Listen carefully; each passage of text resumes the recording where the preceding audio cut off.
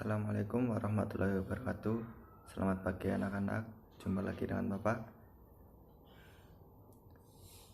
Ya, ketua kelas memimpin berdoa untuk mengawali pembelajaran pada pagi hari ini. Baik, kalau sudah semua berdoa, materi pada pagi hari ini yaitu teks pidato. Apakah ada yang tahu teks pidato itu, anak-anak? Kalau tidak ada yang tahu, teks pidato itu merupakan bentuk komunikasi satu arah berupa mengungkapkan gagasan dan pikiran pembaca tentang suatu hal kepada banyak orang dan tidak mendapat langsung dari pendengar. Orang yang melakukan pidato disebut sebagai orator.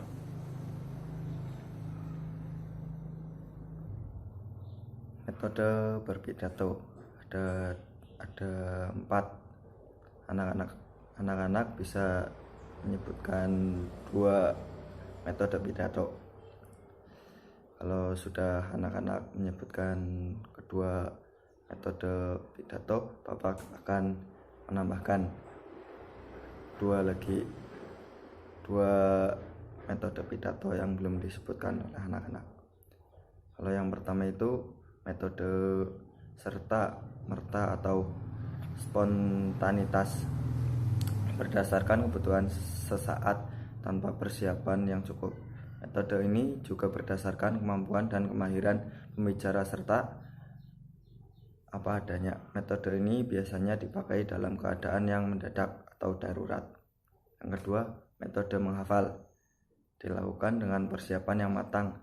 Materi yang disampaikan dihafalkan terlebih dahulu sebelum akhirnya disampaikan kepada banyak orang.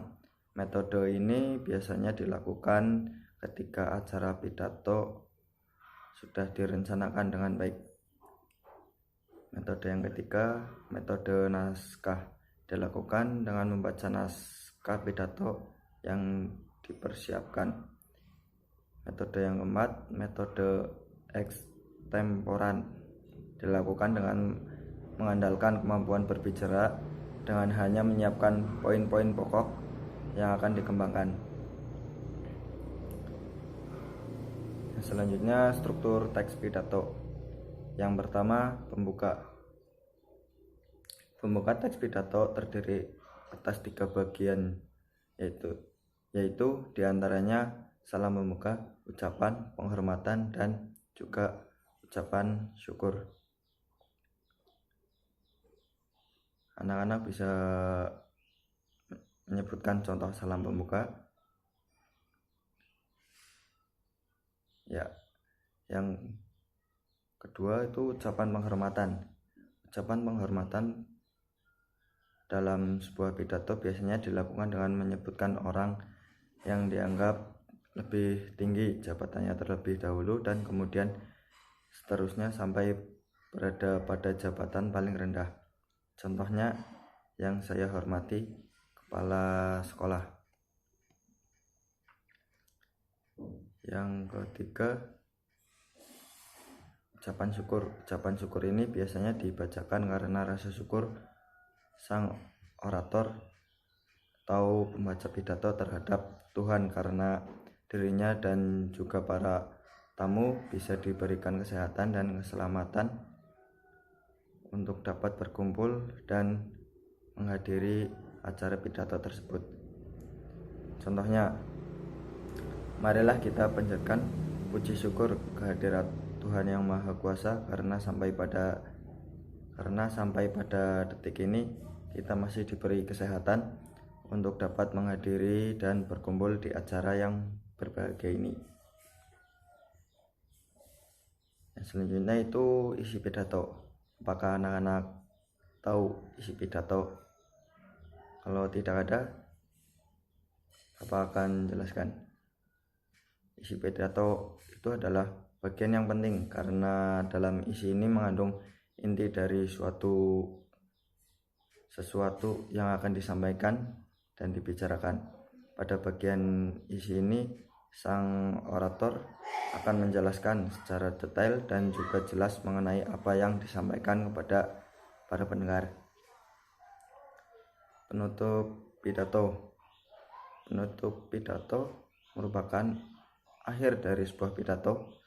Pidato yang biasanya berisi hal-hal berikut, ada 3. Sebutkan ketiga penutup pidato itu anak-anak.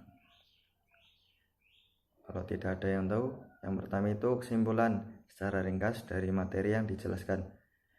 Yang kedua, permintaan maaf kepada pendengar jika ada salah dalam perkataan dan juga menyinggung pembaca. Yang ketiga, salam menutup. Baik, pembelajaran pada pagi hari ini Bapak usai. Apakah ada pertanyaan?